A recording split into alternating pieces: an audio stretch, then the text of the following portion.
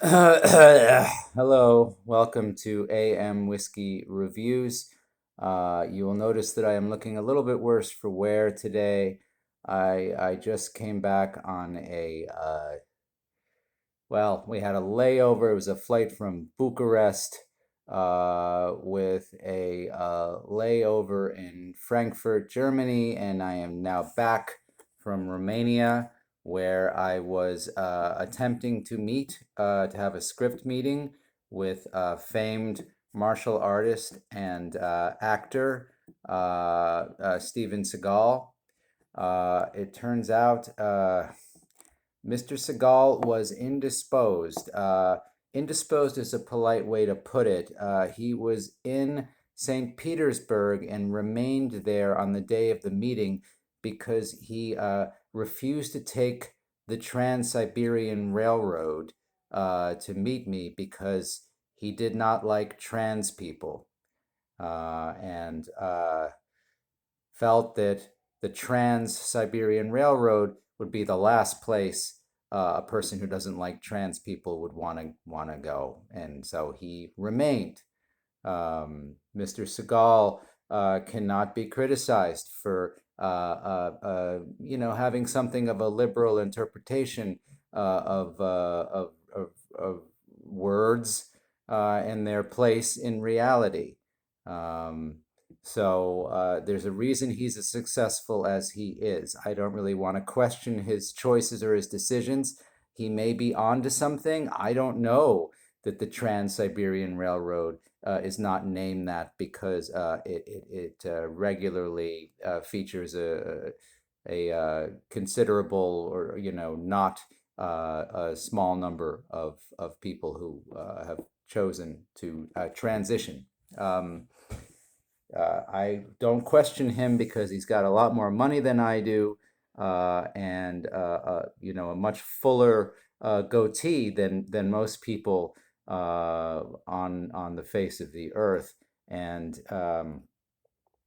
certainly for a man of his years, his hair is remarkably. It's as black as pitch, and that is an accomplishment, and I'm sure that he comes by that honestly.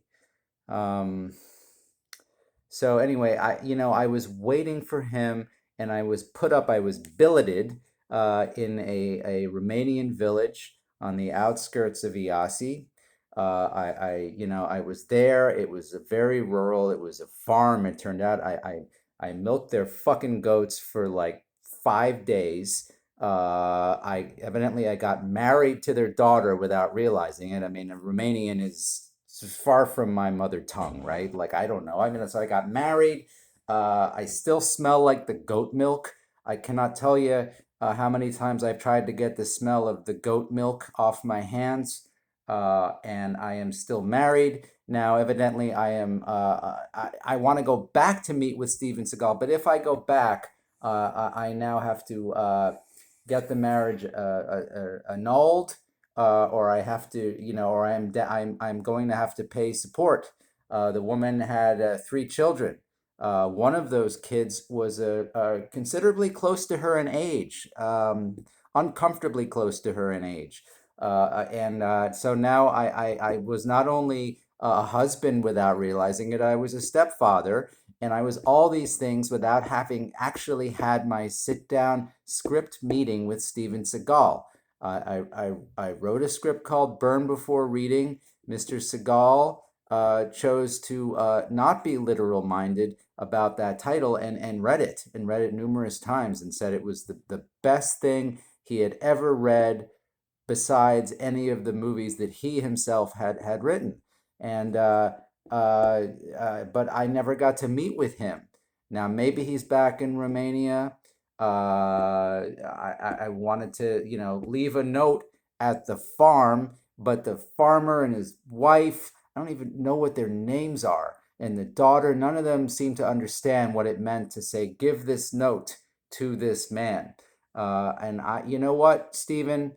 I know you're something of a ladies' man. You certainly are welcome to talk to my my wife and my stepchildren, if in fact, since you do speak Romanian, uh, I'm sure that they would be very flattered to have you on their premises. Uh, don't milk the goats. There's something wrong with those goats. Those goats are not your average goat. They are not normative goats. They are not normative goats, and there is something uh, everlasting about their milk. And I honestly, I'm afraid to leave the house. I mean, lucky for me, I spend most of my time in the house anyway because my hobby is very conducive to a life of agoraphobia, indoors. But I don't want to foist this goat milk smell on anyone. It is thick.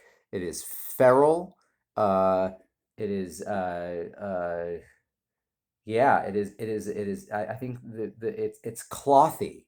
It's a clothy smell. I don't know how a smell can be clothy, but it's like someone has waved a blanket. They've aired a blanket out, and all kinds of dairy enzymes are whirling in the air, and those enzymes have been through every vessel of a goat.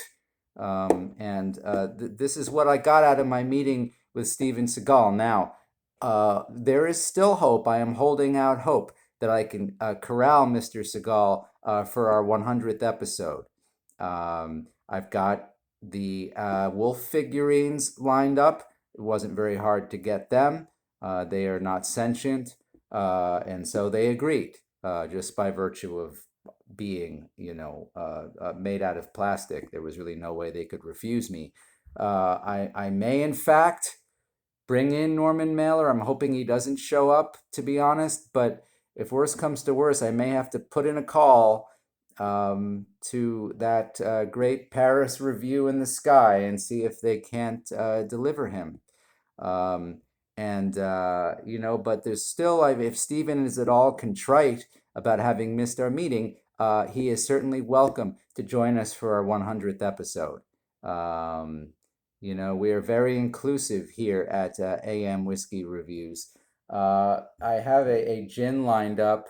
I have admittedly been partaking of this straight from the bottle ever since returning home. I'm hoping that maybe this gin will be powerful enough to flush out the very prevalent, very potent, very feral goat milk, Romanian goat milk smell that has taken up residence in every pore of my being. So let's continue. Let's continue.